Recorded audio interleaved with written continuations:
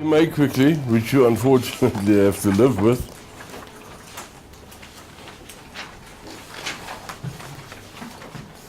Just so you understand what goes where.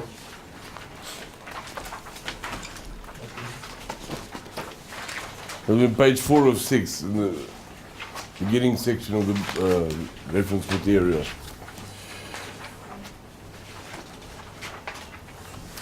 You get some free marks.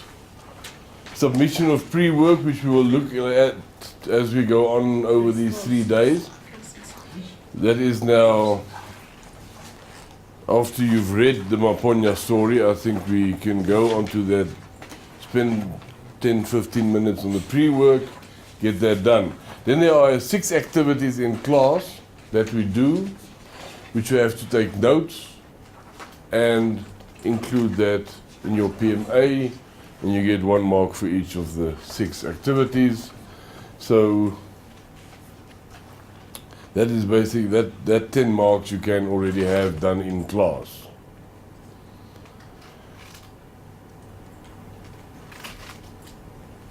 And I think then as we progress, we will look at the other requirements of the PMA. So I think for the next few minutes, let's finish reading the Maponya story, because there are some of these activities also revisit Maponya. Why Maponya, Richard Maponya was chosen for the subject was because he did start business under rather trying circumstances at a time when black people were not actually allowed to have their own businesses in South Africa. And nevertheless, he became a rather wealthy man. By the time he was allowed to do business, he was quite a self-made millionaire already. At that time, $1 million was still $1 million. So let's read through this quickly. And then some activities you'll do in groups, some you'll do individually, but I will tell you as we go along. All right.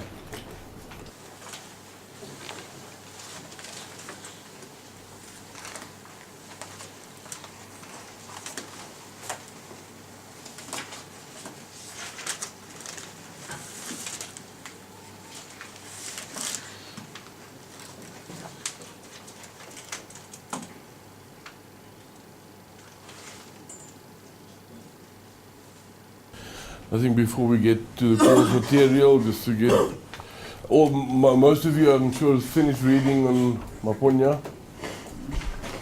I think in your group discussions, if we go to page 2 of that very first section, right in the beginning, to your reference material, it says pre-work.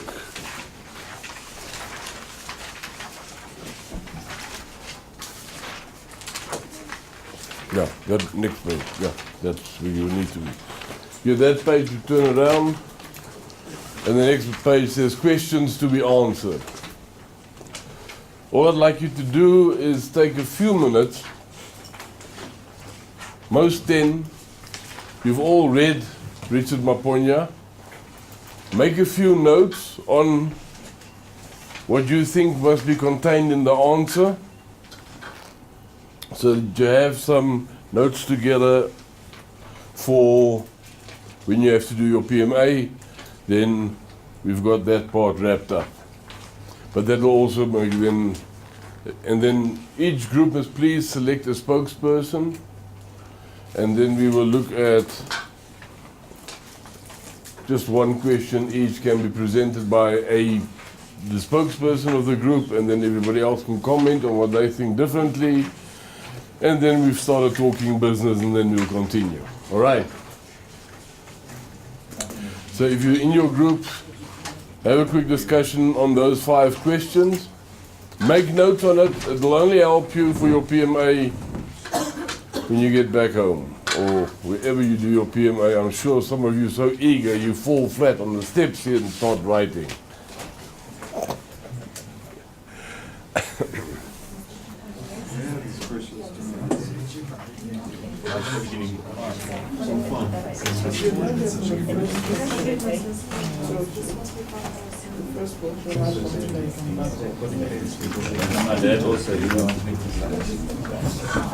Let's start with group. Yeah, 1, 2, 3, 4. Let's start with 1. That's at the beginning. Who speaks for your group? Are you the designated speaker? I just want you to respond to question 1. What do you think? If you look at Richard Maponya, what did he want to do? What would you say? At first, we said his main goal was to service his community and be an entrepreneur so that he could provide for his people. He wanted to give them what the whites had, so he wanted equality amongst these people. And what he wanted to do changed as he grew and progressed. He started as an informal entrepreneur with clothing, the milk, the groceries, the discount stores, and the cars, and then he emerged to horse racing and property, so his diversity grew. So what we said his main goal was to provide a service for his people. Okay, anybody want to add something to that on question 1? Oh, you wrapped that up quite well. Just a question from our side. So when the question says what business, which means one in my brain. Yes. Okay, so they're asking about one. So we've covered like a whole lot because you couldn't really were we meant to answer what he initially wanted? Because there were so many in between. I mean, it's difficult to answer. No, I think that's the catch of the question. He wanted to be an entrepreneur. That was first. He wanted to be a businessman. That's why the question: what business did he want? He wasn't too particular about what business he did. He wanted to be independent, do his own thing, and he couldn't see why white people can do it and I cannot do it. He said, if I can do it, why can I not do it? Why must there be some law that hinders me? So he was adamant to be in business, which was good. I think on the one side, maybe, I'll give you a moment now, was a bit of a weakness, but it's very easy to identify a weakness under those stressful times, that under the situation he was in. It was politically, he was not really favored in deciding, well, I'm going to put my teeth into this and I'm going to bite through, because there was quite a bit counting against him. So yes, to say he maybe moved on sometimes a bit too fast can be unfair criticism. But the fact is, he achieved his original objective, and that was to be an entrepreneur. Okay, yes. I just wanted to get the rules of engagement. If the spokesperson speaks on one, are we all talking on one, or group 2 is also going to be speaking? No, I'll give each group one to discuss, and then there will be one left. And then I know you're going to fight amongst each other who can discuss that. So we can make our inputs in terms of... Yes, I will ask them to do question 2.2, and when we finish and I say, anybody want to add something, you're welcome to make a contribution. If you want to add something to point 1, you're welcome to do that. No, but I think you have covered it. It's fine. Okay. All right. Group 2, if you look at the point where, how did he structure himself in business? He always wanted to service the people of Soweto, and he worked around exceptional customer service. Like the part they mentioned in the story where the mother came to him one night and said she forgot to buy food for her children. She would give it to them. He would give it to them and say, like, pay me the next business day. So he put the needs of his people ahead of his own. And he identified the niche in every market as well, in all the black markets. So every business he had the niche in the market. So that's where he made money. Anybody want to add to that? Yes, please. He started all the companies. So how he structured himself as the manager of all the companies he started. Absolutely. Yes. To us, he structured or put himself in 2 different forms. Primarily what he wanted to be was not necessarily a business person. but an activist within the business fraternity itself.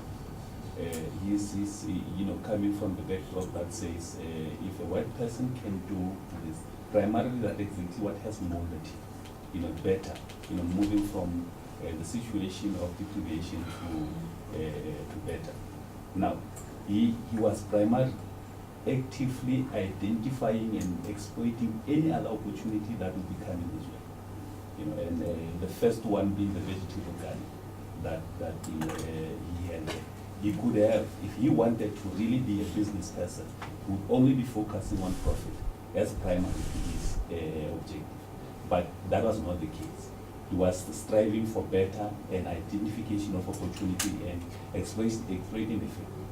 So that part of activism, he became a business agent with no interest of retaining or promoting whatever that he does. Not like the agent Julius Malema said, bloody agent. An agent of opportunities. Absolutely. Moving from the deprived or conditions where you're not allowed to. That is why he had to, more than any other time, to say, I have to do it right. Strive to get a license. If I don't get a license, go all the way to ensure that that door gets open. After getting that door open, he doesn't say, now I have the license, I don't do anything else, I'll focus on this. He's got the license, he'll try for another one. And that can be done and used by people. He was a considerable opportunist. Yes. He saw opportunities, and very much what Group 2 said is that he cared very much for, he actually gave excellent customer service.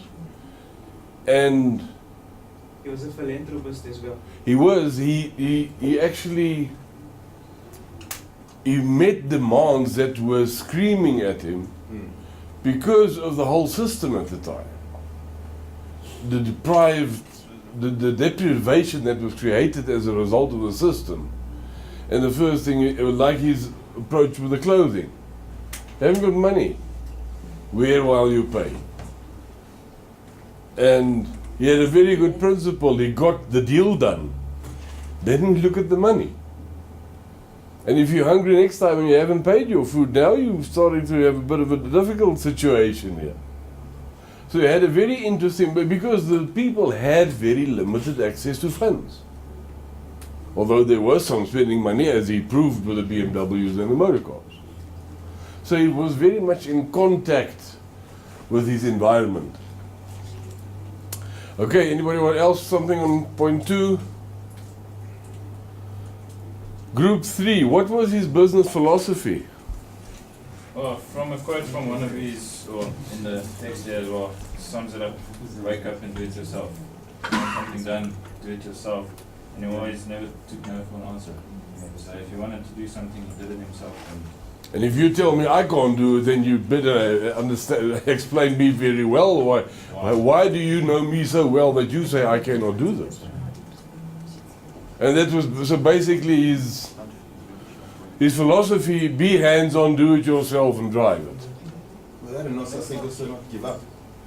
Yes. He had the door slammed and he'd like try again, and eventually also just started getting clever and started asking other businessmen to come with him eventually and get it done. Yes. And that's how we So it's got like the a- Johannesburg Chamber of Commerce, where they had one voice to fight against what they were telling him he can't do, or what black people weren't allowed to He do. didn't let lie on a problem.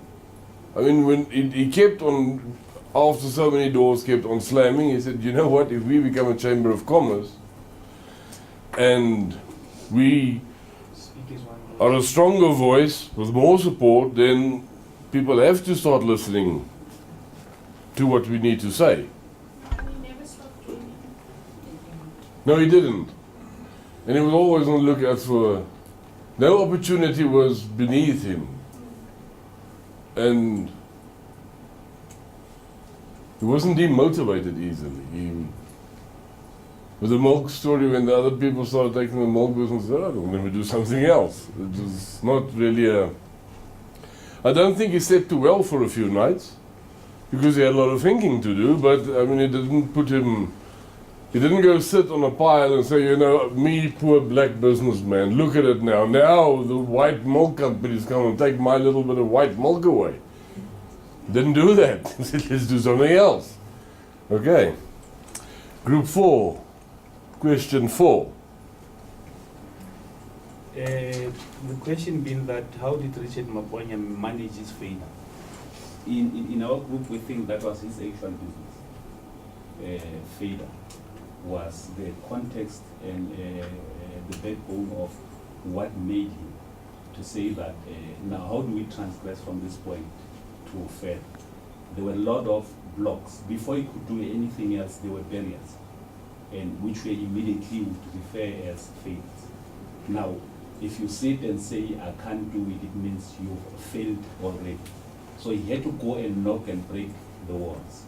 And he used the failure as an opportunity to identify, these business ventures and all that. Like I said on truth, that it was whatever that he came across was not necessarily to own and take for himself, but to open the door and leave the door, ajar for the others. Yeah, maybe it would sound, maybe better it would be, tell me if you agree, to say that his business was to overcome obstacles. That was his business. That's Yeah. what I'm saying, that his business was actually to manage failure.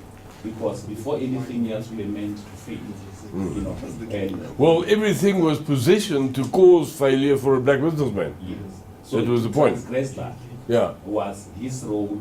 That's he rose and says, I would be an economic activist to break those different walls. Yes. You see. So to him, failure was an opportunity. You move from that. So he used it as an opportunity, not as a failure. But, Absolutely. if I don't get it today, that doesn't mean that I would never get it. It means it's only today that I didn't get it. Like you waited with the horses 6 months, 6 months, 6 months. And I can tell you what they discussed in those meetings. So if you They move weren't too worried about tax. if you move from that principle, it means failure doesn't exist. Because Yeah, I hear what, yes. you move from the premise of nothing to something. Anybody want to add to that? He Agree? took no for an answer and he persevered. Yeah, he persevered seriously. Okay, what do you disagree with his approach? That is open to everyone. You maybe have discussed it in your groups. Anybody? What did you point? So yes. Okay, just he had a couple of stores, but he didn't. Only the two that him and his wife ran had made a profit. So maybe he just needed a better managing team or something. Instead of running 10 stores and 8 of them at a loss, have less stores with better managing. So Yeah, people can make- I think that is quite a point. But that was also, I think, circumstantial. Because at the time there was not a little business college on every corner in Soweto. He really learned by error. This doesn't work, don't do it again. And that's how he developed. Because I think his struggle to achieve something took so much time that there was not, he didn't have enough time, or he should maybe have made a bit more time to say, you know what, let me just get an old book on something on business management. Why are those stores not working? Yeah, he kind of he lost his focus on persevering at a specific industry, and even though we also saw it as an advantage, he bounced around in too many industries. Mm. Yes, he did, which could have been as a result of, but at certain points, I mean, like with the motor car, if you don't get stock to sell, you got staff to pay. Yeah. That could actually be a strong point, that he didn't get married to a business.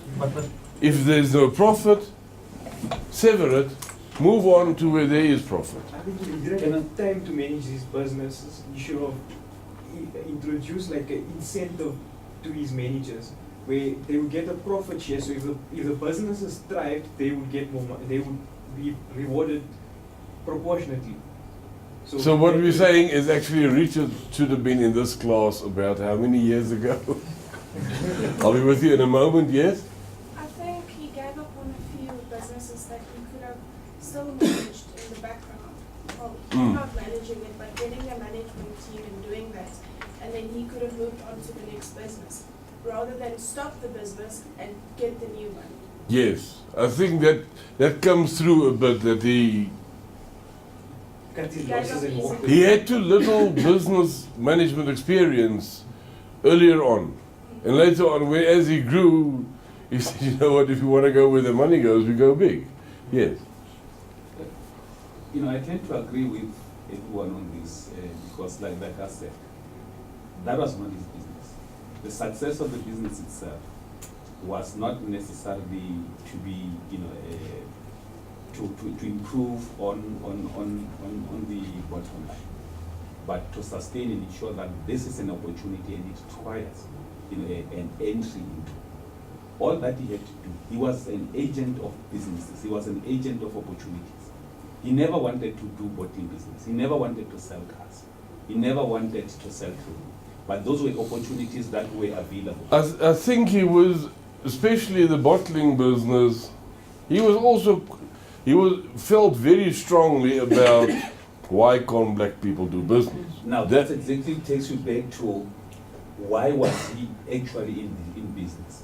That part as an activist, you Yes. know, comes into be. Now his business was not necessarily to do the bottling or sell cars and all Mm-mm. that. Was the activism part to identify these opportunities, exploit them, and bring them to where it belongs or where it should be. I'm sure he had a good look at the books, but I really liked his approach. I mean, when Coca-Cola withdrew, I'll be with you in a moment. When Coca-Cola withdrew and said it's in support of anti-apartheid, and then they say, but okay, we sell it to the white guys.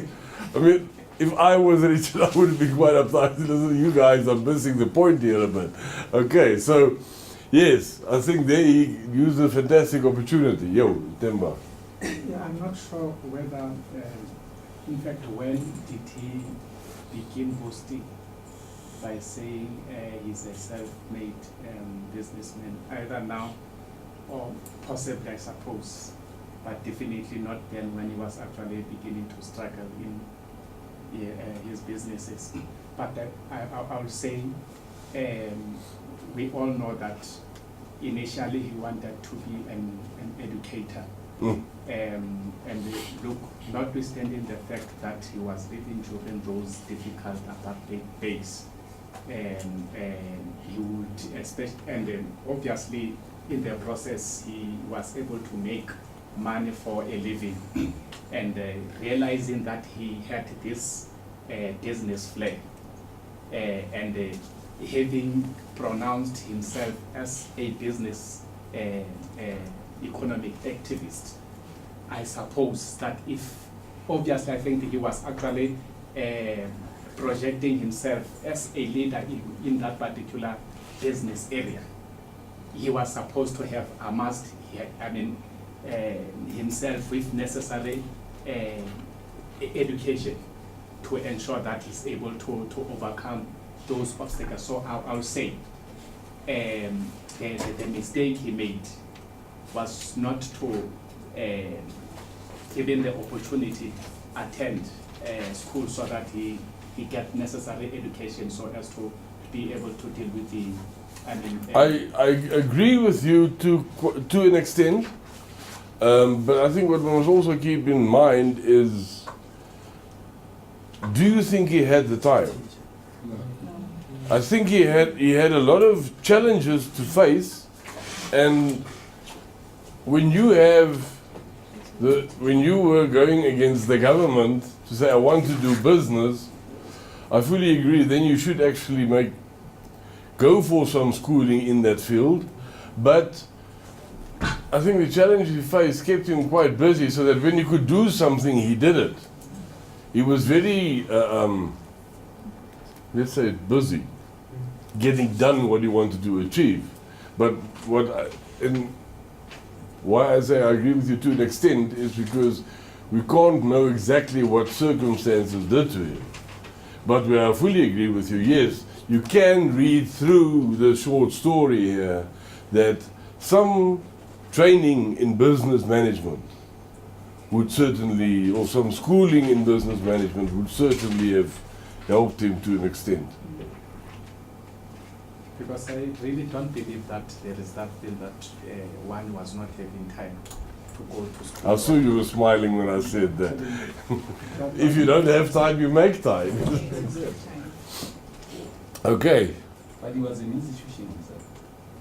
He was an institution. Oh yes. Now, if you are an institution, it means you've developed or designed some mechanism of your existence within whatever environment that you find yourself in. Yeah, but when we are talking of somebody who had a rudimentary approach, in fact, to business management, so you can't, I think it's rhetoric to say. And I he think, was as an mentioned institution. before, that showed in his stores. Where he was, it went fine. But he didn't have the management structures in place that the other stores could be run in a way that they also It's a go. statement to say he was an institution while we know that he couldn't even talk business management himself. Those are, they are there, you know. Education was designed by people who were not educated.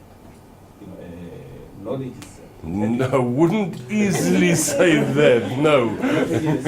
No. In a systematic way. I'm not saying that systematic way of packaging education. That was designed by those who have gone through a sector. But primarily, from where it comes from, it had to be designed by those who've never been. You can't be educated on something that you've never known. It had to be packaged by someone who never was, who'd say, this No, needs to be known. I wouldn't state it so differently, but we are allowed to differ.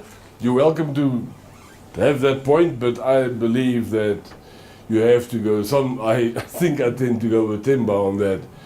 You may discover something by chance. No, but let me finish what I'm saying. Maybe you understand where I come from. I'm saying, you know, the role of those who have gone through a systematic way of knowledge, like the situation that we found ourselves. An opportunity existed for a white community to undergo, to be trained, to be exposed to a set knowledge and ability of doing things. And on the other side, it was non-existent, you know, especially the experiential role. Now, he had, on his own, developed some mechanism of acquiring what was not even available within his own environment. No, there I agree with you. And he did what, as we said earlier, he learned by trial and error. That is an institution. And I wouldn't call it an institution, but I think it's remarkable. He developed his own business management processes from that, and I'm sure later he learned, as he dealt with more people, he saw there might be better ways. But the fact of the matter is, he was small and already said, but why can they do it and why can't I do it? And he went by trial and error, and he started planting his own crops, etc. Okay, so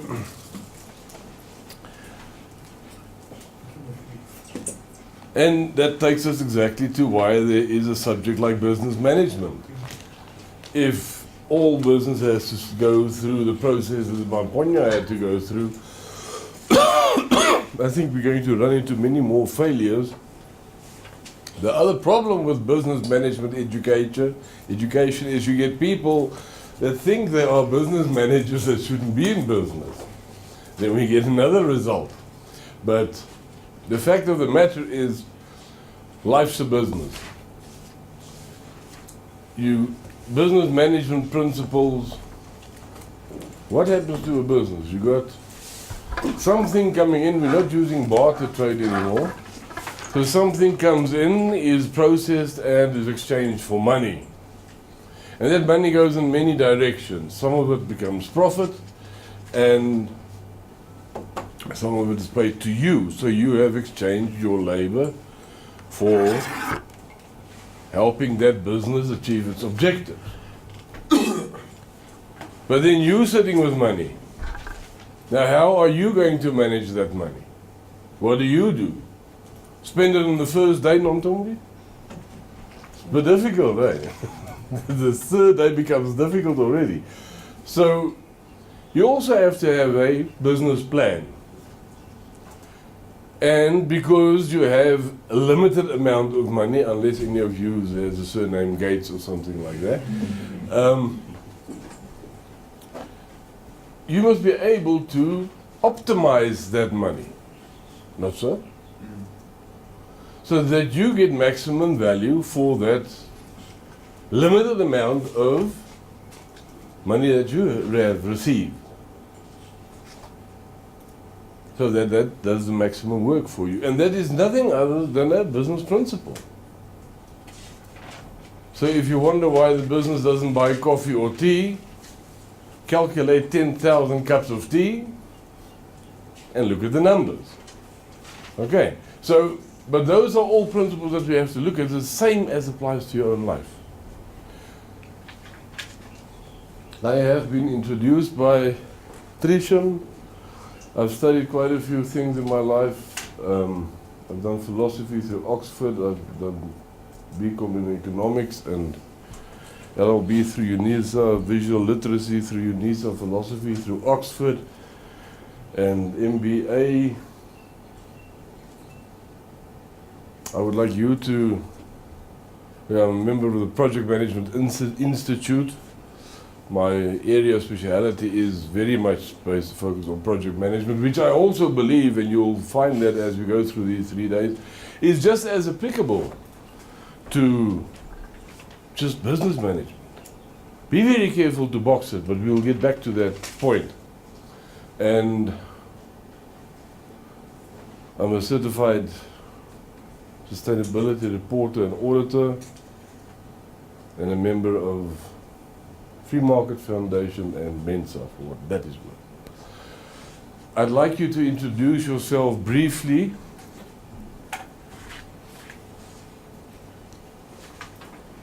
Basically, there it says what I'd like you to say to me is, to what extent do you have business experience? i.e. working for a company, what a key position in the company, or seeing business happen, or your own business, whatever it may be. And what do you hope to learn from this during these 3 days? But before we do that, I think we must maybe have tea, because if I remember correctly, yesterday tea was at 10:15.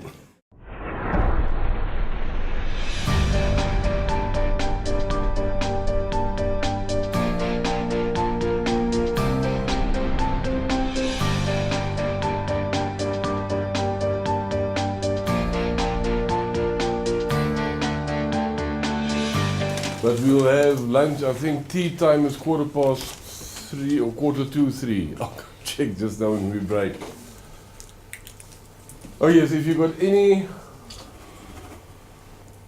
if you suffer of any sickness that you might get something like an epileptic attack so we can't talk to you, just write the phone number on the back of your name card so we can phone somebody to come and fetch you.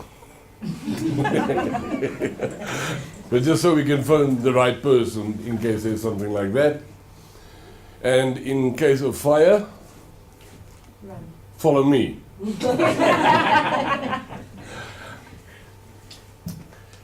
And cell phones off, laptops off. And questions are welcome. Please, if you have a question, don't wait till you think it's the right time to ask me. When the question pops up, ask me. If I say to you, I'll get back to your question, I will. If I get too carried away when I don't, then you remind me. But please ask it, because it's purely a question. I may mean something in one way, and you interpret it the other way, and we get crossed wires. You must see the wires in statistics, they cross terribly. Okay, so keep up the pace, and if you get stuck with something, ask immediately. But in this business management, we look very much, the Da Vinci principle is think for yourself. Think differently, approach it differently. The world isn't like it is anymore. Because it is changing so fast, it never is. Tomorrow we have a different world. We don't know what's being developed. We'll go through the rate of invention, what it can do to a business, and how one must manage such situations. because we're really living, doing business in a very, very high, fast-paced knowledge environment. And if you don't sort of keep up, then you may just fall by the wayside. Okay. There are some of the icons that you will see in your book and what they mean. That's also described in your book. So now I would like you to have, just to get the brains in a different mode, have a group discussion on, there's something that's just happened now in this changing world of ours. They've just published legislation that says the N1 highway is closed to motor cars and buses and trucks. Metro Rail is going to some other time deliver all the cargo. There is a Gautrain for the people that want to use the Gautrain. The Gautrain as we have it can have a schedule of a train leaving every 3 seconds, so we can pace up the Gautrain considerably. But the only mode of transport allowed on the N1 highway is bicycles. In your groups, discuss how you would live in that world. You're not allowed to fly either. Bicycle.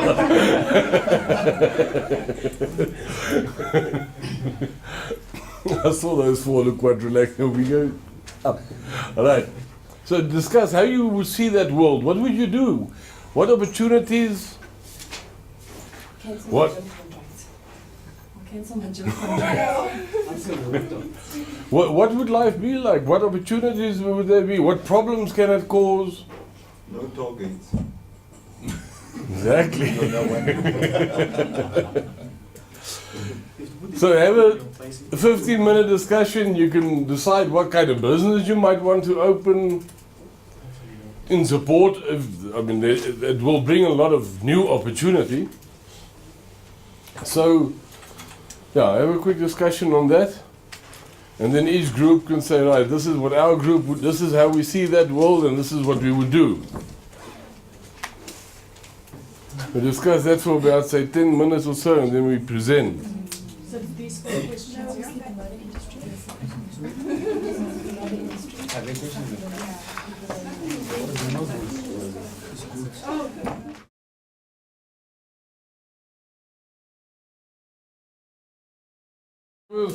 Group 4 this time. Who speaks here? Nontombi, tell us about the N1, the N bicycle.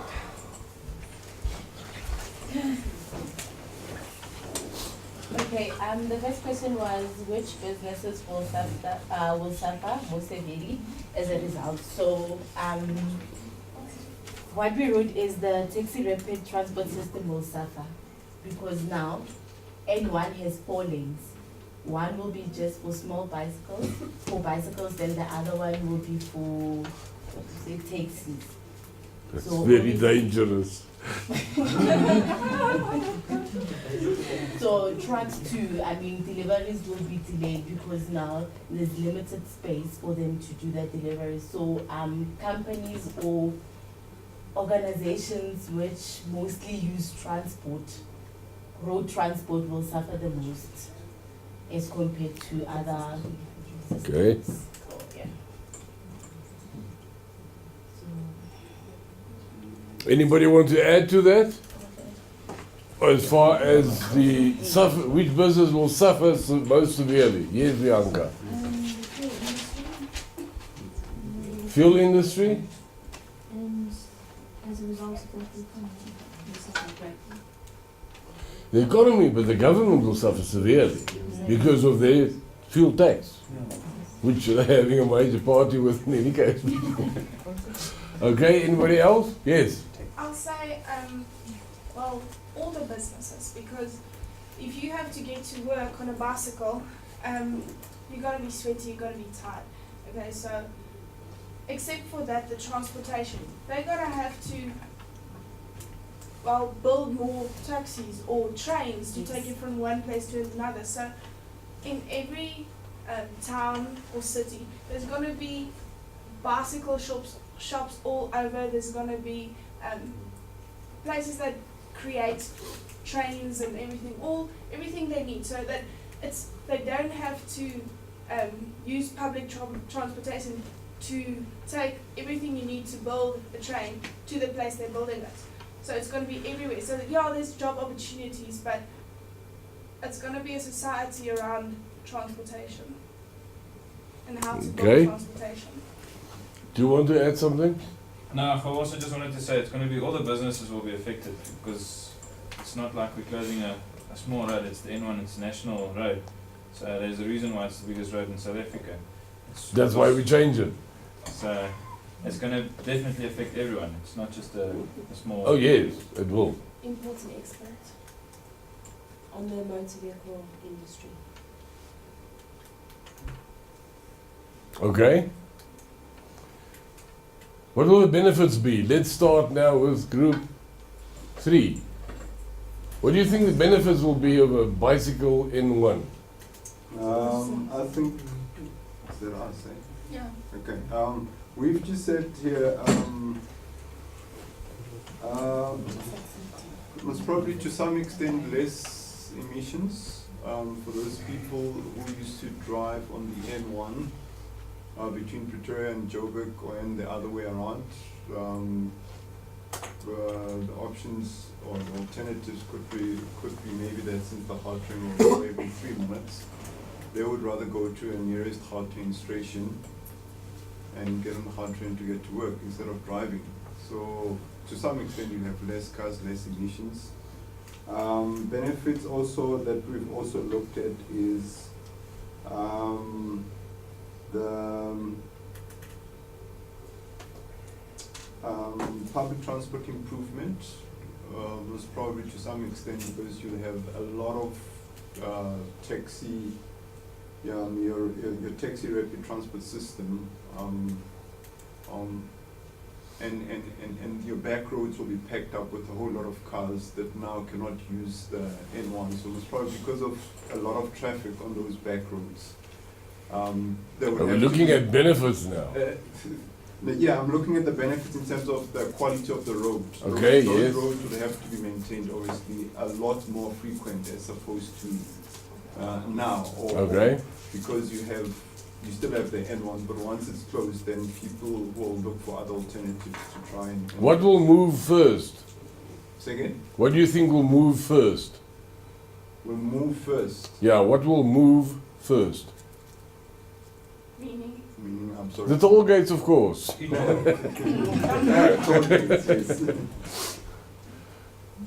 Okay, anybody else other benefits? I think also one would be lighter congestion, and also I think on a business perspective, from companies like the logistics companies, especially my company, I know we deal with a lot of moving of sort of explosives on the roads today. Safe, don't worry, won't explode. But in terms of moving, it's actually would be cheaper for us to just go straight to a metro rail, offload there, and everything, the cargo goes one time, whereas like your dairy and your consumables are using transport every day and spending that money, where they can actually keep that transport money, and it won't be that much of a impact on their budget really in terms of pushing their product every day. It will cause quite a paradigm shift from going to work by car. And you will be, if you work in Pretoria, you will be at work earlier in Johannesburg than otherwise. Don't you think? I know, I drive that road often. Health benefits? Health benefit. So you have a nice, fit working team at the office. They might be a bit sweaty, but then soon somebody will have office showers, so as you get to the office, you dump your bag, you have a quick shower, and because humankind has quite an ability to adapt. And it could be a very interesting world, I think, with the N1 for bicycles, because of the innovation. It will cause so much pressure. What is the time that most innovations take place? Do you know? I can imagine when the N1 is closed because of a bicycle accident. During recessions, it's when they die. During wartime. Well, that usually goes quite close to a recession. But because there's so much pressure. And the one invents and the other one invents. I read the book, what's The Shadow World of the Arms Trade. That's marvelous business to do, talking about business. Merkel, I think is the guy's name. He supplied a lot of arms to Africa. And he goes to the one country and sells them arms. And then, as soon as he's done the deal, he goes to the other country and says, you know what, that lot just bought. What you need is X, Y, Z. And then he goes back to the first one. He says, you know what, they're going to beat you up now. And that's really what they did. And, or do. And then the question is asked in the book, which is quite interesting, is America often talks about illegal arms in countries. So are the arms that they bring into the country not illegal? What makes them legal? It's part of their constitution. Well, they think everything is. If Coke can become your culture, then you are limited, eh? Okay. So, but this is what you must think of in business. You will see in your PMA you have to think of a purple cow. But we'll get to that. But there you need to be something original. You can, for instance, say you would like to manage the emission-free N1 highway project. You could write a thesis on it. Please don't write a thesis, I have to read it.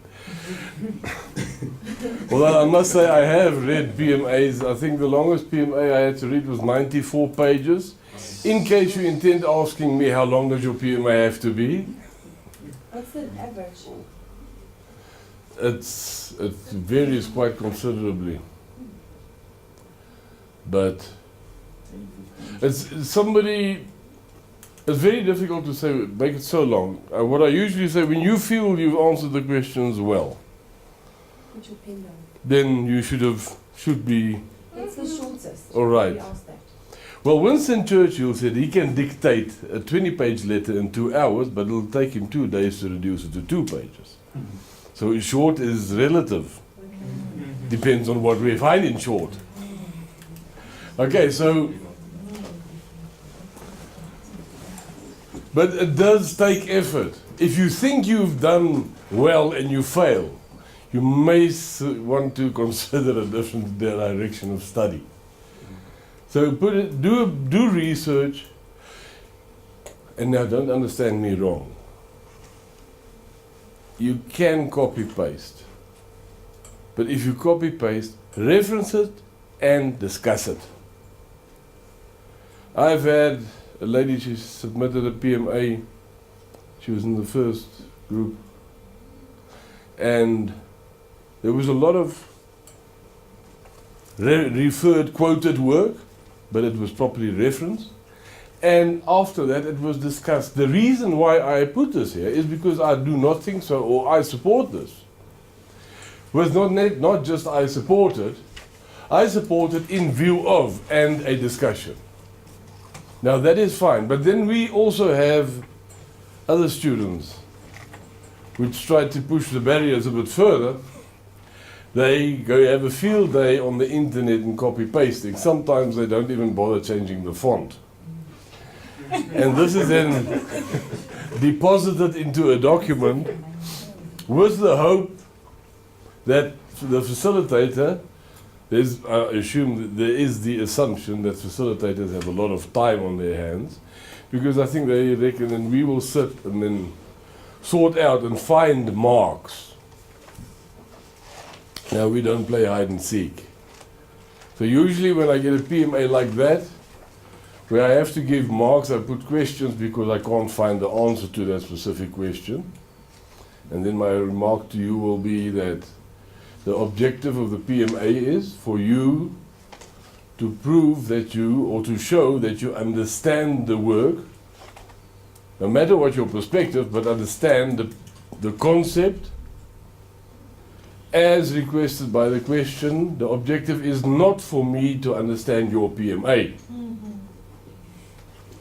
And then goes your first chance and you have one more submission. Okay, so make sure that your PMA, that's one thing you can copy paste. Copy paste the question, put it in the PMA. I do not know why I so often see that people want to reword the question. The question is there. Put it in there, answer it. When you finish with it. And then you copy paste the next one. So then you can do totally acceptable copy pasting. Marvelous feeling. Without reference. Without reference. Okay? You were asking? No. All right. So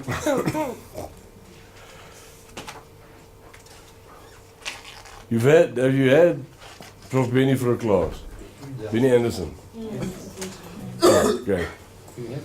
We once had this group of master's students starting, and there was a problem with the quality of the PMAs. And he said, but what do you people do with these sample PMAs that we give you? And then one lady in the class said, we copy paste them. At least that was an honest student. Okay. So if we look at the N1 highway, now we have a few more points there. What business opportunities do you think may arise? Let's start with group 2. We said actually there'll be quite a few that would come. Firstly, obviously bicycle shops, in terms of servicing bikes, spares for those bikes, and then also looked at maybe also different modes of transport, like India and China have those non-strap, the rickshaws. Yeah. They can carry, so you might get some of those or different modes of where a bike can carry maybe 3-4 people. So that would be also. And also we discussed also from the taxi industry side. I would imagine in terms of a service there, it would be which taxi is more comfortable. So you could have businesses coming in to put in comfortability from that perspective as well. So I think that's quite a few. Probably more. When we were discussing, I'll be with you next, we were discussing this once, and I don't know if you heard of the black artist Celesio. He's quite a growing South African artist, but he's got a very nice way of drawing. And I actually once envisaged how the taxi would be approached on this highway without motor vehicles. And I think he would be the person to draw the right picture for that, because can you imagine how many people you have to fit onto a bicycle to meet taxi requirements? Yes. And also another business would be more private taxi services instead of just public transport. I think you might see quite a bit of invention. There have been bicycles where 21 people ride the one bicycle. So it's 21, not horsepower, manpower bicycle. But it is usually such situations where you are put in a situation where the government just says, sorry, vehicles are off the highway. I tell you, you will see that highway in 10 years' time and it'll look like a park. And it will be an outing even on weekends. Let's drive in direction to work because there is something new there. And you'll have quite a fit society, I'm quite sure. We can do with it. In case it happens, maybe I should start some training now. Okay, so let's look at the impact of such a measure. Let's start with group 1. How do you think it will impact on society as a whole? As previously mentioned, the economy and the government will greatly be impacted. It will affect businesses' growth and so forth in the country. Positively and negatively? Mostly negatively. Okay. And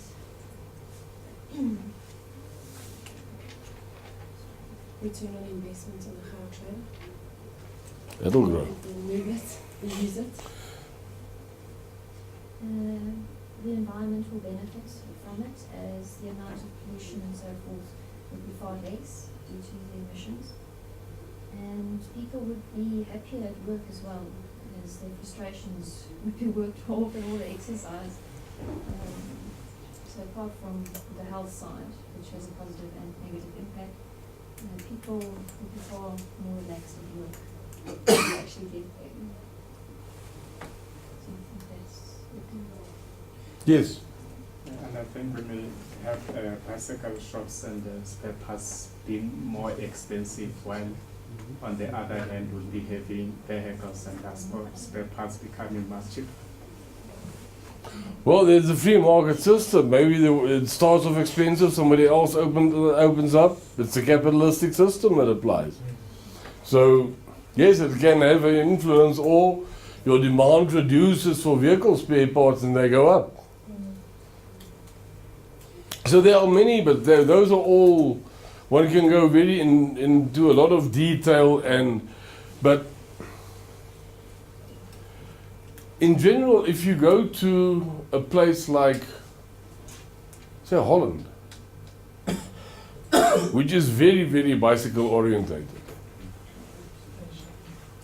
Beijing, those people easily do such distances on a bicycle. It's not so far-fetched. And then you start getting to the next question, because what do we have? We have a space problem. And you know what the Japanese did to solve their traffic problem in Tokyo? They had a marvelous idea. They made the cars smaller. And they made the parking lots accordingly. So now what do they say? There's a lot less vehicle on the road, so we can get vehicles through a point, more vehicles and people through a point much quicker. And then they made that one genius move. If you wanted to go to town, or when you buy a vehicle, you must submit proof of parking ownership. So they took the parking areas in town and they sold them. So you had to buy a parking area. What does that do? Now you don't have somebody driving around the block. Sure. For parking, you go directly to your parking. You stop in a smaller parking where more cars can park. More people go together because there are only so many parkings available. Brilliant solution. End of problem. Road low with parking rage. I've seen many fights in the parking lots of people stealing each other's Oh yes, parking. yes.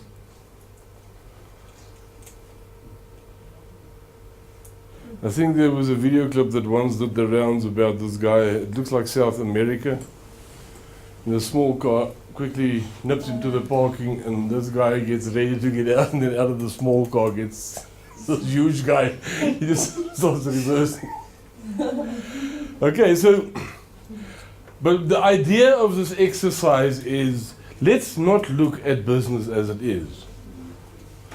Group 4 stuck very much, but we will need some trucks and taxis. No, the idea was they're gone. It's a different world. Even if we may well say we still need a lane, but that lane's not there, it's full of bicycles. How do we live in that world? And then once one starts debating the extreme different perspective, you may start saying, but you know what, if we get out of this box, we might see something quite different. Will it be a tourist attraction? Could be, yes. Of course. The main highway between South Africa's two main cities is only open for bicycle. I mean, the whole world will say, these Africans are crazy. Let's go have a look. Isn't it? And then how long will it take before they say, you know, maybe we must have a highway like that too?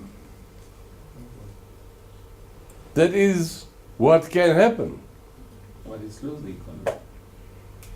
Sorry? It slows the economy. Even if you might have that injection through tourism and all that. In its main, the space of carrying is limited. and it's limited to person. So Yeah, there's so how there's are you there's gonna more transport there's movement of people, So very when it's limited raining- still. raining. No movement of what suffers people, which is goods. Yeah, but we never said the other roads closed down. But why the most important? Why do you need highways in the first place? Because you must be able to think different. That's why we take the main route. Yeah, I hear. What I'm saying is, yes, other routes are open, but generally, why do we need highways? Is to speed the movement. Generally, before the introduction. But if you overpack the highways, they do exactly the opposite. Yes. As happened to the just-in-time management system in Japan. No, but I think also then if that happened, wouldn't your public system also improve on your buses? Absolutely, you'll have a metamorphosis of. Everything would actually be. Other public transport. It Also actually, public to use all different types of public the idea behind this proposal was do something shocking and jack up the entire industry around it. Because now suddenly there are challenges. If we look at World War II, who benefited most from World War II? the States. America. Well, they did, but from the countries that were attacked. Germany and Japan. Why? Why did they benefit so much? Industrial, they had like a miniature industrial revolution. They built fast. They were wiped out. The entire industry was rebuilt with the latest equipment. Start new. Brand new, latest, fastest production, more accurate. And the UK sat with all the old machinery. There was no money, but they had to be rebuilding. So economically, the losers won the war. But remember, even if that's still, you're not dealing with the actual, you're dealing with the recovery. The benefit or the advantage of the one who recovers faster than the others. Well, that is capitalism, the competition. Yes. So we can't stay behind. The recovery benefit, not a system that has to stay. Let's look at this. If we take this and close down, it means we need another plan to change this, because on its own, it creates congestion, the stoppage to the. But that's the beauty about this idea. Yes. It's paradigm shift. It's a total paradigm shift. You have to, and then if we have pilots, we have to have helipads and. Maybe we can also build cars that can fly. Or you can maybe invent flying bicycle. We go to our broom system. Okay, so, but what is the outcome of such an event? It's a forced adaptation to new conditions. And what would you, if you have to go to work, what do you have to plan now? All right, yeah, I sit with this car. This car is in my way now. And maybe, just maybe we wean South Africa of this very bad disease we have, and that's car worship. That costs this economy a fortune. And then we have major challenges as a result of new technology or opportunity. Businesses need to adjust to remain in business, and employees need to adjust to ensure they can earn an income.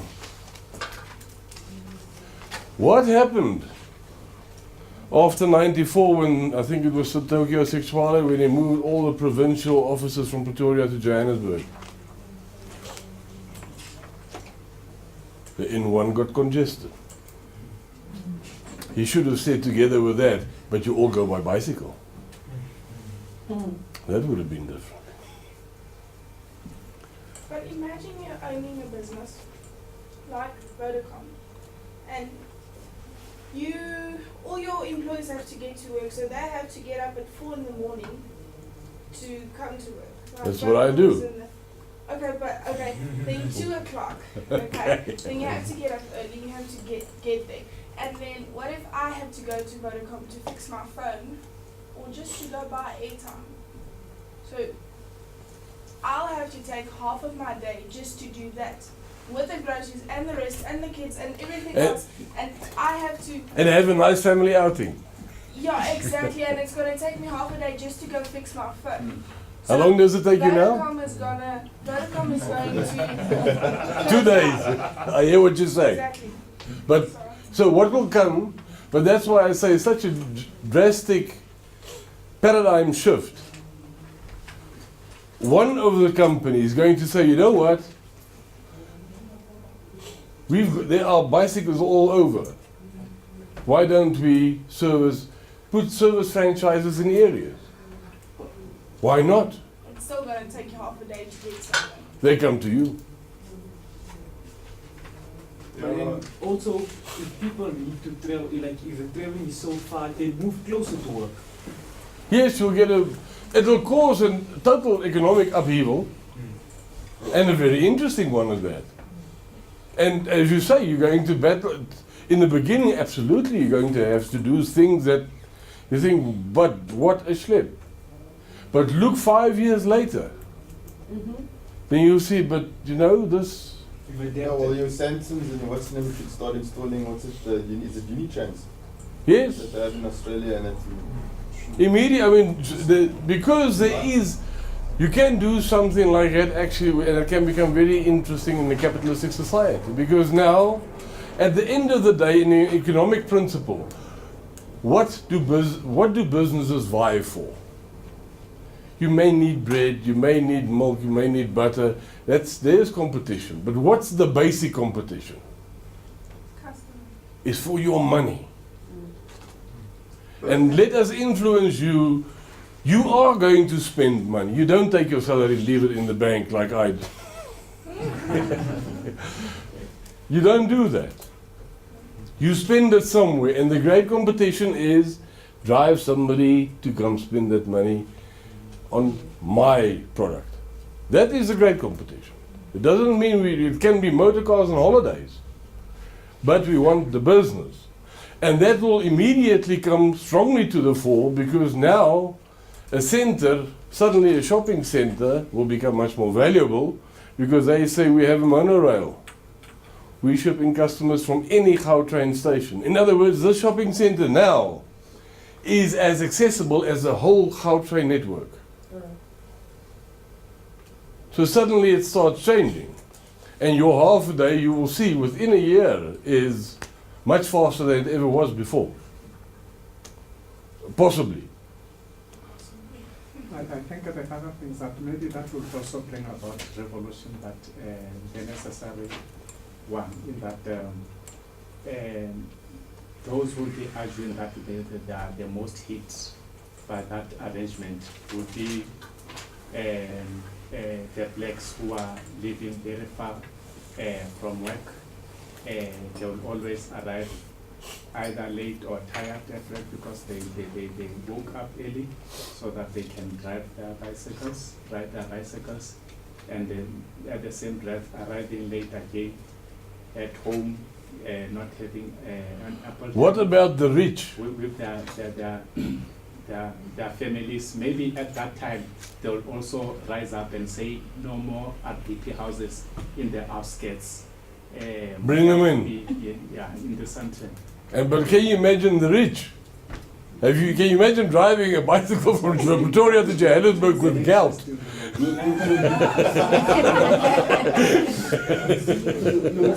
You still have different types of bicycles in accordance with who can afford what. Absolutely. We wouldn't have it so bad. You still have your V8 bicycle. When I was in the Your UK, tricycle. the guys that used to go to, we stayed in Winchester, and some guys had to go to London. So they use their bicycles just to get to the train station, lock it up, get onto the train. It's an hour and a half to get to London. And then obviously an hour and a half, unlock your bike and go. So I would imagine the same thing would happen. That will you'll get bicycles. You'll find a way. There are many places in the world you can get onto. In Holland, you can get onto a bicycle. You go where you want to go. You put that bicycle into a slot. It's like some airport trolleys. Put the money in it, and then off you go. Do your business, and there is a bicycle always. and when you finish whatever you needed to do, you take that bicycle, and now we don't have thousands of bicycles, but we've got thousands of people moving around on bicycles, but only when they need it. You park it just now, there's a bicycle, then you go on. Yeah. Sorry, it was just before you all. But I think the question here is if it's regulation, like with the toll gates, people are not for it. But if it's made You have a change of regulation government. and you lose it, and you forced, and they force those toll gates down your throat or whatever, then you need to work around it. I mean, Exactly. it's just a matter of if it's here, it's going to happen.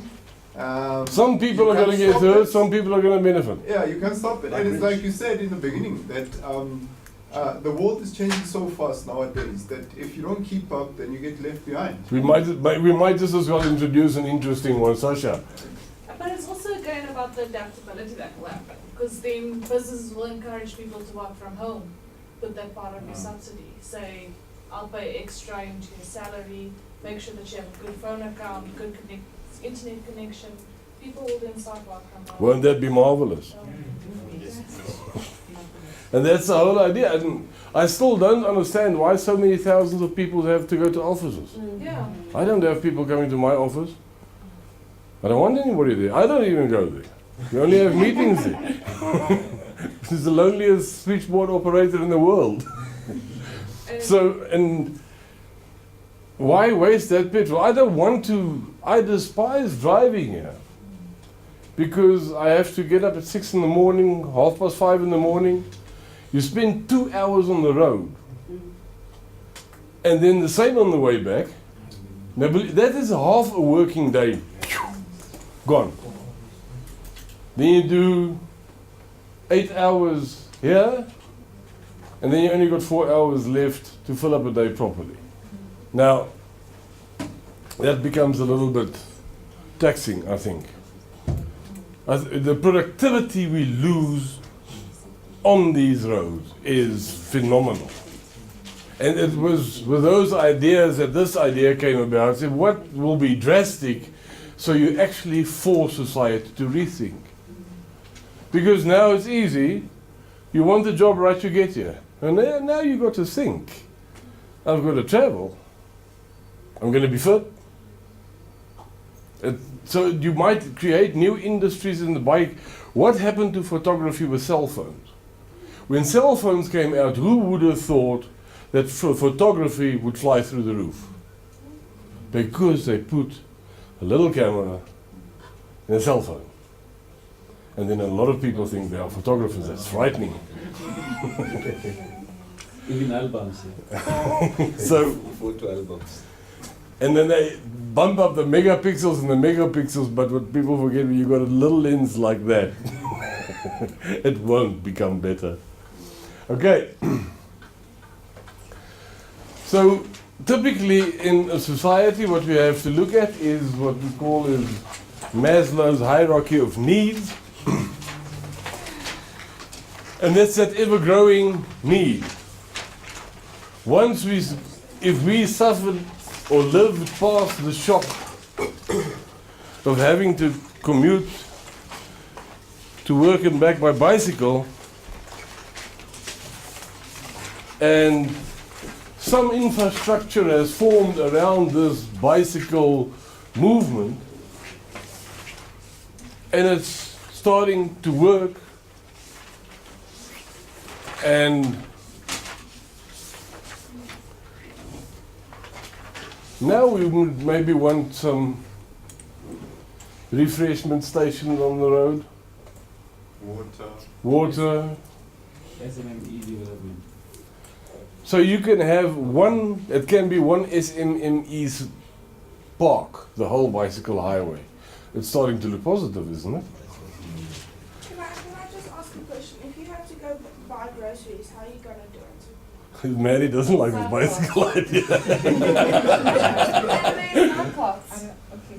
Yeah, but how big is your trunk? And sometimes you have to put the... No, the answer is very easy. But Internet shopping, let the supermarket deliver. exactly, they have to deliver. So how are they going to deliver They- if they have to go on bicycles? No, no, it's only the highway. They got all the other roads. Exactly, and then all of them sitting there in traffic. So you only get And your you- shopping after a week, and then the milk is down. And, Then they must make the trucks smaller so they can. But then Mandy does not want bicycles on the air. something like that forces you then to use again the public transport that is provided. So in situation it will then force society to use what is provided. So taxi systems, buses, that is in the single lane that is available. So You will see, and I do not think one can predict what. 5 years ago, I said to my wife, you know what, one of these days we're going to wear watches. A little thing in the ear, and that will be your cell phone, your internet, everything. And 5 years ago, motor cars still had the PCMCIA card. You remember that? Yeah, that was fancy if you had it. Before we could plug, what do you call these things now into the motor car? But just a new plug. USB, thank you. So it's been replaced by USB. In any case, but suddenly, I think a very good example always of development is James Bond movies. Because no matter how old they are, whenever they were made, they were extremely futuristic. Very. And if we look at some of them now, we think, you know, really, was that necessary? That old technology? And that's really how the world develops. And technological development is exponential because one thing develops upon the other. If you see what is developed in science nowadays, if you look at the human genome, it took 10 years to code it. And then in the next year, 10 years, they coded 1,000 different life forms, plants, people, etc., etc. And so it's going to go faster and faster, and one of these days you're just going to slap your hand against the wall or something and you have your DNA. And then what can come from that, together with nanotechnology and medicine. So now we have a world overloaded with people who's going to get more overloaded for longer. New challenge. But the fact of the matter is it really is happening as with us. And we have to adjust to those changes. I mean, if you said,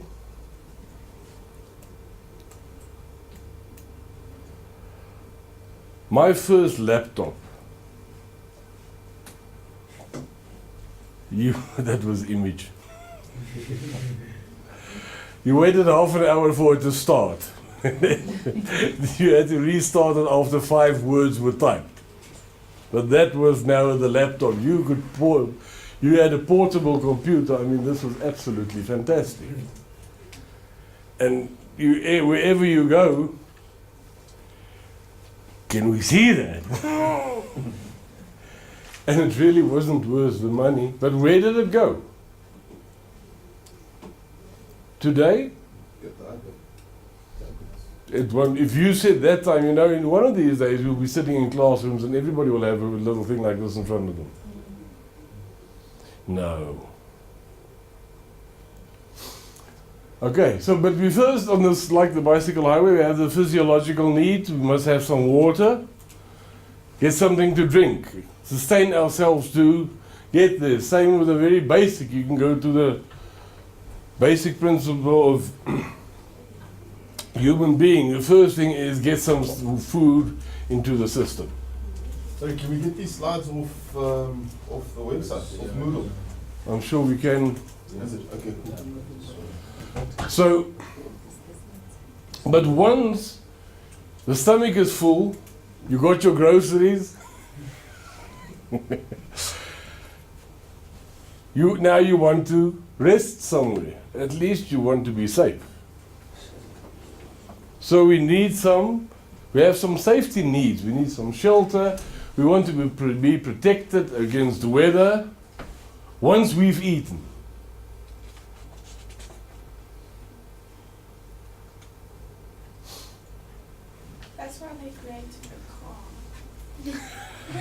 Eat and sleep in your car. And you can be protected against weather. You see, but then you can buy a car, you can travel the other roads. Okay, and then we have psychological needs, where we start battling to distinguish between wants and needs. Because we are living quite safe. We have some protection. We're protected against the elements. We have food on the table. And then all these adverts come. I must also have a TV. The other day I saw a 2-meter TV screen. I thought, where do you want to go with the TV? I don't even have a TV in my house. And why don't you just put up a projector and project it against the wall? Isn't that easier than a 2-meter TV? It's not the same. For 169,000 rand. I don't even pay 169,000 rand for a motor car because I think it's a waste of money, a car. Now you buy for a TV. No, that doesn't make sense. I'll pay it for a hunting rifle, yes. That makes sense. You see, those are psychological needs. Golf club. Golf club, yes. You need them. Yes, you need it. Yeah, but that's why they now the new Credit Act. Why they stopped banks. At one stage, the bank gave you a card that you have been pre-approved for so much finance. What does that card do to this area? It's a maximize. That works very hard because now this bank is giving you a card. It's printed on it. You've been approved for 50,000 rand.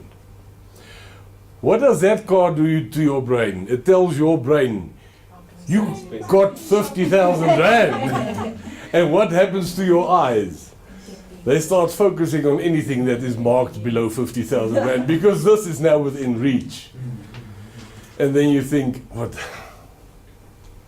And then something small happens. You know, if I had that thing, it would have been very easy to solve this problem. I think a good example is you need a trailer to remove rubble from your garden. Now you go on holiday. You think, you know what, if I had a tent on this trailer, we could have sleeping place for the kids so they can have the groceries that we bought on bicycle. But then you think, well, maybe I want to go off-road sometime. So maybe this must be a trailer that I can tow with a 4x4. We started at around 17,000 trailer. But now we've gone up markedly. But we might need some cooling facilities because there, when you're in the middle of nowhere and you haven't got something cold to drink, then what do? Now we're getting to the 120,000 rand trailers, and that card is burning in your pocket. You've been approved for 125. You say, what extra can we put on this thing because I need this now? And that is actually why they removed it. So where do we have? So once we have our psychological needs, then we go for the status needs. And that is where companies thrive in South Africa with motor cars and houses. Suburbs, we live there. Everybody must see it. And if you see some houses on cars where people live, I don't know if you remember there was an email that did the rounds of the 6 Series BMW next to a shack. So I took both values, the value of the property and the car, and I drew it over a 20-year timeline. And I compared it to a much bigger house, but the car outside was a little golfy. And what was the economic wealth of these two people after 20 years? Well, you can imagine BMWs being what they are. Okay, and then self-actualization. Then you want to do the next step and develop yourself further and further, and for instance, doing a qualification, doing a postgraduate qualification, and then maybe do a PhD.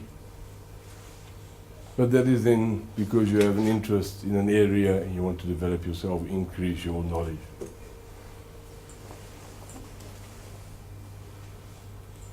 So where does business interaction take place?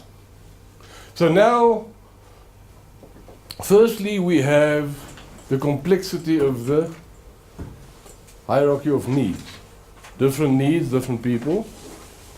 So if we look at now people, and this all happens in the business world, if I tell Zama a story here, and he tells it to Lindy, and it goes to Saishalia and around this way all the way through the class, and it ends up at Nontombi. Will we hear the same story? Markedly different. And nobody in the whole production line had the intention of lying. Why is that? It's how you interpret something and what Exactly. they mean is separate. What is your value system? What is your culture? Because when that story goes from Lindy to Saishalia, what does Saishalia hear? That which addresses her cultural and value system. And that is what is conveyed, and it's again reinterpreted. So you sit with the complexity of the human personality, the position on the needs hierarchy, and then we have business, the business interaction. Then we also have to deal with different.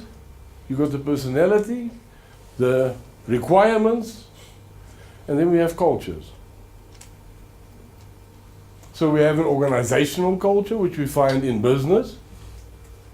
Then we have a social culture, national culture, continental culture, and a global culture, global society.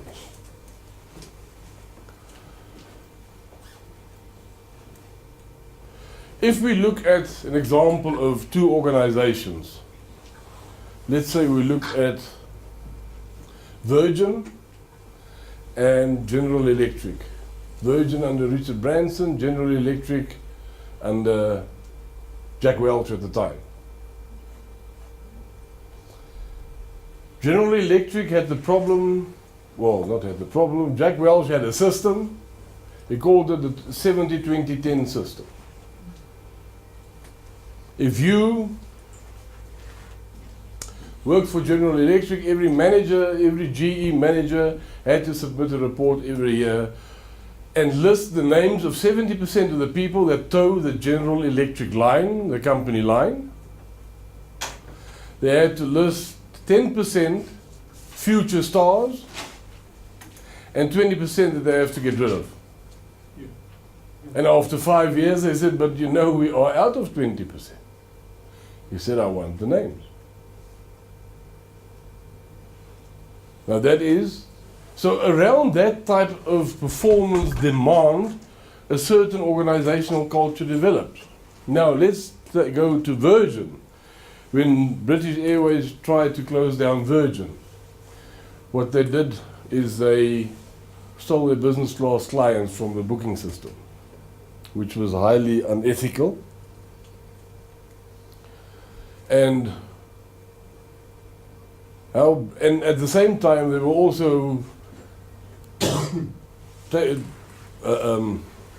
headhunting Virgin's best employees with good offers, and they were really out on a on a mission to close Virgin down. And then one of Branson's friends, a lady, asked him, she asked him, how's the airline business going? And he said, no, it's quite great. She said, but all your delayed flights? He said, no, I don't have delayed flights. She said, no, twice happened to me that I was phoned by BA to say that they are picking up the Virgin clients because of a flight delay. So he just asked her which flights were those that you were booked on, and he went to investigate this. And that's when he found out that they were contacting his customers, telling them that the Virgin flight is delayed. Well, the business class customer is the profit customer in the airline. So you don't want to lose him or her. And that's what they had been busy with for quite some time. And this went to court, and then Richard Branson was awarded £500,000 for crime and injuria. Now that is very high for crime and injuria. Usually they give you a bit of a stipend to say, yes, you have been insulted, but that was one of the biggest, I think, that was the biggest crime and injuria award that was made in history up to then. But that excludes the loss of business. That's a separate court case. But that's not the point. What did Richard Branson do with that money? He said, how many people work for Virgin? Take this 500,000 divided by so many people. Give everybody an equal check.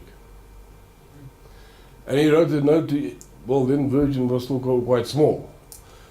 He wrote a personal note to every employee and said, thank you for remaining loyal to Virgin while BA tried to run us down into the ground. And for years, and apparently today, still those people that are there still refer to the BA bonus. These are, so if you now look at General Electric and Virgin, these are total different company cultures. And Virgin has more, this is my home type of culture, because it is quite a big thing with Virgin is a lot of people vie for a job at Virgin because Virgin is not only airlines. They say once you're in Virgin, you see the world, you can see the world. Which makes a lot of sense. Doesn't mean you're going to get the best salary, but it does satisfy the adventurous spirit. So you have, that is an organizational culture. Now, you need the human culture to be part of that organizational culture. Ernest Shackleton, before he made his second attempt to be the first man on the South Pole, spent a full year interviewing his crew. 1 year. And he had an advertisement in the paper that said, you might get famous. If we are successful, you may be famous, but it's very possible that you may die. Are you interested in the job? And he spent a year. Now, what was the benefit of that year? It was actually quite immense. Because what happened, and I think a lot of people should have learned from Shackleton, the importance of people in business. Because what he realized, we may spend a very, very long time together in a very small area. And if we are going to bite each other's heads off, then we're going to have less manpower. People without heads don't work nicely, not so? So, and that's why I spent a year interviewing. And then what happened on that journey? They got jammed in between two ice floes, and they were stuck for, I think, 6 or 7 months that the ship couldn't move, but in which they were hoping it would move. Now you sit with this crew that has to live with each other in this area around the ship. They could still get off. But they only had each other's company. And he kept them busy, and then after so many months, one day what happened, they just heard a cracking sound. And the ice floe closed up and crashed the whole ship. So they did die? No. Oh. So he decided, now I've got to keep these people moving. And they started walking. And they walked. And they carried their lifeboats, and they walked. That he knew when he read the sextant that night, they'd actually floated more in the other direction than they walked, but that he didn't tell the crew. They thought they advanced. And so he kept on and on and on and on, and until they could cross the seas, but those seas are quite rough. But they crossed to Elephant Island and they lived in the bay there. They were eating penguins and seals. Marvelous diet. Yeah. And they lived there for quite a while.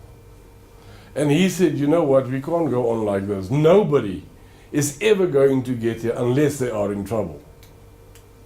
Because it was quite hard. You live in absolute minus, at minus 30. And a big problem is water. How do you get water when everything is frozen? And so he said, I'm going to go get help. And they said, okay. Now to give you an idea, they went on they took one of the lifeboats. It's a 20-foot boat, which is very, very small. The waves, that is, if you go south towards the southern tip of South America, you get the roaring 40s. And below that, you get the nifty 50s, on the 50th degree, I think it is. But those seas are quite mean. And they erected a sail on this boat with the waves being so high that when they were at the crest of the wave, they had to strike the sail because the wind would rip it off. And when they were in the trough between waves, then the sail would hang limp, no wind. Now with this little boat in that sea, they said, we're going to look for help. I think that boat needed help. In any case, they said they should be back in about 2 months' time. I think 3 months later, they eventually got to New South Georgia. And they landed on the southern side of the island, and it was him and 3 crew members. 2 of the crew members were so weak, he said to them, you stay here. And him and one of the crew members walked right across New South Georgia Island to Husvik, the whaling harbour. And that was 18 months after he had left. And then they took him another 4 months to arrange a ship to go and collect his crew. And the marvels about that trip is not one crew member died. But what happened on the island while he was gone, because they expect this guy going to be back in 2 months' time. Now 4 months have passed, 5 months, 6 months, and Ernest doesn't get back. Now what the guy, and this is all, I think, excellent management. What does the person left in charge, I can't remember his name, was a Scot. He said to what this guy did, every time the weather was fine and the ice flows were right, in such a way that a ship could enter the bay on Elephant Island, he made everybody pack up everything. They used to call Shackleton the boss, in case the boss gets back. And he did this every time, and every time. Until the day that they were ringing the bell and everybody ran for lunch. He said, no, don't run for lunch, there's our lift. That must have been quite a welcome sight. But those were, I think, excellent management techniques. But why could he do it? Or why was it doable? Because the right people were selected right from the beginning. And that's what we find in many business situations. In project management, we get people lumped together in a team. And you have to be very careful with people. I don't mind who I work with on a project. I actually have appointed people on project teams that I don't get along with at all. But we are not there to form a friendship club, we are there to deliver a project. But you must understand that the other people understand that too. So you must have the right people on your team. And that is what I think Shackleton is one of the best examples that there ever was for that. And the challenge, ironic, within 2 years thereafter, 4 of the crew members were shot dead in the First World War. But So we have our social culture. Look at South Africa, what the national culture came out in 2010 Soccer Cup. Suddenly South Africa was united. Well, and you know why that was? There were no political stories in the newspapers. It was only sport and what is happening. And the minute everybody packed up and left, and Julius Malema's first story was again published in the newspaper, everybody's cheeks swelled. Okay, but point is, we have to consider all these cultures. If we look at even the communication, we were once at a function and there were this Chinese couple and they had a kid. And my wife wanted to do what I know she often does in a little kid and rub the head, cute kid, this one. Funny eyes, but cute. And as I saw her hand going, I just took her hand and did as if it was all natural to take her hand. I said, you don't do that to the Chinese. Because that actually spells bad luck for the kid. Now you can't really start a good relationship if I just wish your kid bad luck and then say, all right, and how are you? Well, not very well, you're just doing my kid. You know? So these are small things that we have to consider. We in South Africa have considerable cultural challenges. But I think they're blown totally out of proportion. What we should do is manage not to insult. Because if we are going to have to manage South Africa according to the wishes of each culture, we're not going to get anything done. We need to get a lot of things done. So that's the dilemma. So let's at least do it in such a way that we don't insult cultures. And we then follow the route that is best for the business. Okay. But is it right or building to have a multicultural country? Is it? Is it doable? And doesn't it hinder to have a multicultural? I think it hinders to quite an extent. But is it going to go away? That's the question. The question is, who's bold enough to say we need a unicultural country? And we need to go back to, and then we get, what is this culture really? Do we need to, can't we come up with a South African culture out of the different countries? I think that is where it will grow to. There must just be some unification. And that is where it has to develop to. I mean, why has Botswana got so few problems? Because nearly everybody is Tswana. And why has Namibia got so few problems? It's because everybody is a Wambo. There are a few Himbas, they're in the north, but they actually really, they don't give a damn about the rest. Because when they had to vote for independence and one of the reporters went to one of the Himbas and said, now how do you feel about freedom? They said, what freedom? We've been free all our lives. They're a nomadic tribe. I lived among them as a kid. They smell terrible. They rub themselves tradition with a mixture of aloe gel, cow dung, red clay, and something else. And they rub this into their skins. My dad was a missionary doctor in the Kokerveld right up north. He said, when you have a wound there, their skins are like leather. They don't easily, something doesn't happen to them easily. But when something happens, you have got infection. But they are very, very nomadic, independent culture. And today they are still the same. But, so what is their attitude? We are we. What do the Wambos say? You know what? We got the whole of Namibia. Leave them be.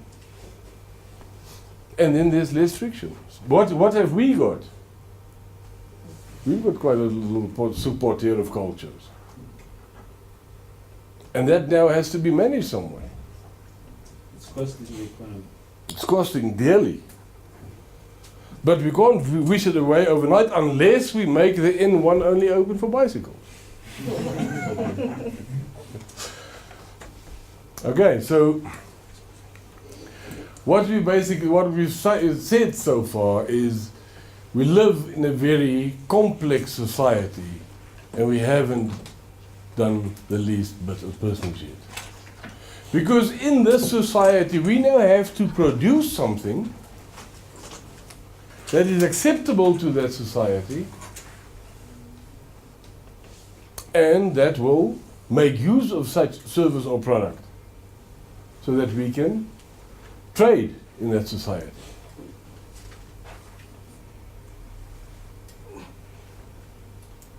So if you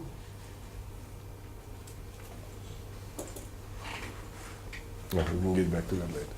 And then we have different types of organizations, of which the main type of organization that we get is the main types, either business organizations, which we use, which we'll discuss now, and then we have government organizations and non-profit organizations,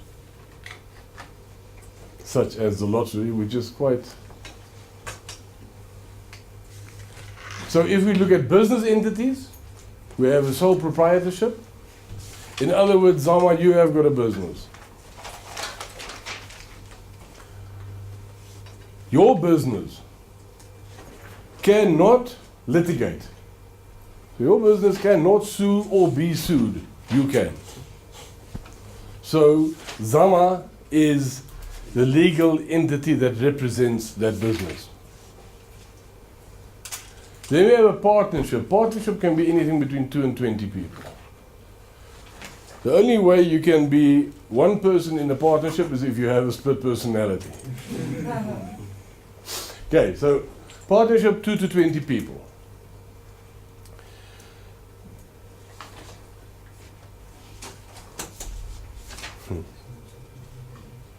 In a partnership, all the partners are mutually and individually bound. What does that mean? The partnership goes to the bank and says, the 5 of us go to the bank, we have a partnership. We borrow 100,000 rand from the bank. And we get the loan for the business. We all sign for it. Our agreement with the bank will clearly state that Bianca, Sashalia, Lindy, Zama and Carl are all responsible to repay that 100,000. It doesn't mean that the bank will now get 500,000, but if the bank turns the screws on Bianca and gets 100,000 rand out of her, the bank's got their money. It's Bianca's problem on how she gets the money out of the other partners. Okay, that's mutual and individual responsibility. Closed corporations still exist. You cannot register new closed corporations. That's been cancelled now with the New Companies Act. Closed corporations was maximum 10 members. It was used a lot for property registrations. You can't have more than 10 members. And a company could not be a member in a closed corporation. So it had to be natural persons, not juristic persons. But the closed corporation is a juristic person because a closed corporation can litigate and can be litigated against. And the partnership? And we have The the part- partnership of both natural and legal person. No, the partnership is personal, individually and mutually and individual. Yeah, for instance, can't we have a close corporation and a natural person as a partnership? For instance, it will be Zama company as an individual business Yeah. and a Yes, close corporation. yes, you can have an entity, a joint venture in which a closed corporation and a natural person is a partner.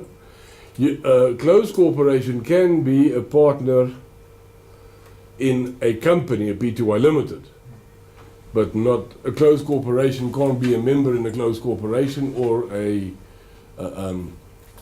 or have a company as a member. Be a shareholder in a company.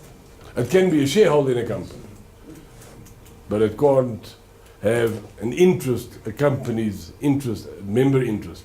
Member interest must be natural persons. So you can have a consortium that you make up as from anybody, but then it will work like a partnership basis. So basically the juristic person is, for instance, if you lease business premises, then you sign the lease in the name of the company to protect yourself. So that if it goes belly up, you are not held responsible for the outstanding lease, although nobody can actually be held responsible if you go bankrupt. It's a separate legal entity. Yeah, the company is illegal. So what we look at always, can it litigate or not? Partnership cannot litigate because it will be a group action by the partners. They are mutually individually responsible. Sole proprietorship the same. Closed corporation can litigate, Pty Limited can litigate. And that's a company. So you can have unlimited shareholders in a company.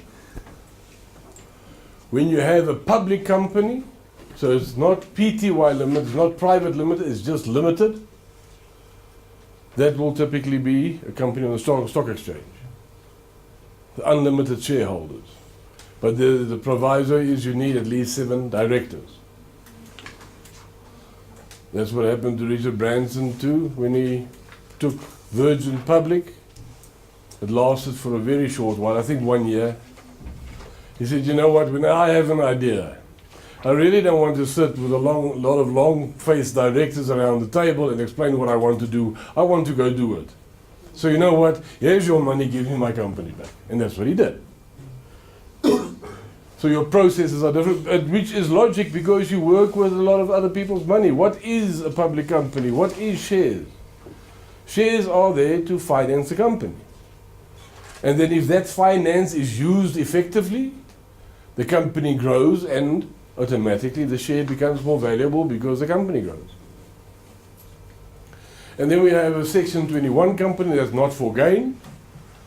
That has changed now. That says minimum 7 directors. I think it's minimum 3 directors with the new Companies Act. Must have a minimum of 3 directors. And not for gain means you cannot distribute profit. It also means that you don't have to limit salaries. So you can earn R1 million a month from a Section 21 company. So you say it's an NGO and you look beautiful, but you pocket R1 million a month. But at the end of the year, if you have a 20 million profit, you cannot distribute that to the other directors or there are no shareholders, which is often done. But in effect, it must remain in the organization for the purpose for which it has been created. I think it's done. Can you just give us an example of what companies would be classified as a Section 21? Lottery is 21. Okay. The lottery is 21. It's frightening but true. And then your cancer is a typical 21 company. So can they? So you say it's got to remain within the organisation. However, what happens if they've chosen a different organisation to benefit? Well, that will be based on your articles of association. Your articles of association of a company says how it will operate. So it will define it from the get-go. That will be defined. So you draft your articles of association, and that will say how can we take from our money and invest it, but the growth of that investment will have to be plowed back into our objective. So if you, for instance, you have an organization, you call it, have a Section 21, typical Section 21 organizations you find all over are security villages, townhouse complexes. The body corporate, Section 21. So you will define exactly what the money has to be used for. So you can have a body corporate that sits with a few 100,000 rand. It's not taxable, but it can't be distributed as profit. But someone who's running it can take it. Oh yes, no paperwork guarantees against honesty. But what it is, you have like a friend to do it, maybe cut the grass, and then you pay him 100,000 rand to cut the grass. That's They called can- fraud. Yeah. Yes, that is misappropriation of funds. Yeah. Got another word for that. Okay, we are just over lunchtime. Let's try and be back at 1. And then we